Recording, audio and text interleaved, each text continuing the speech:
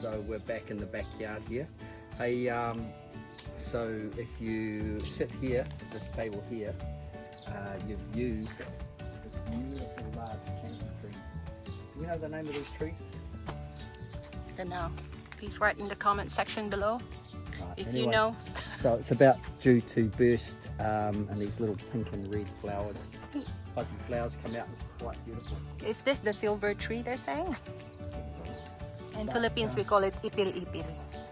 Okay, so we've had a big discussion over several weeks, and I've put my foot down and said that this tree is going to stay, and so today we're chopping it down because my darling Angelita Guerrero Fernandez doesn't want it there. So the reason that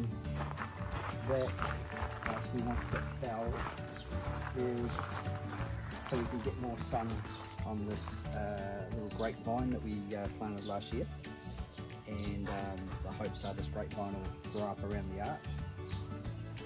And also last year we planted this apple tree, which is already doing quite well, but Angelita believes it needs more sun, direct sun.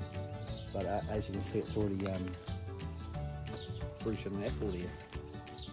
It's not bad.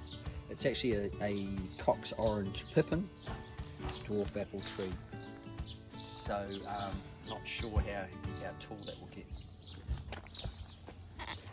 Anyway, so it's a lovely shade tree. Shades the kitchen of the house too.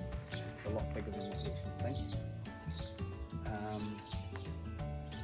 But to please my darling, this tree will be no more very soon.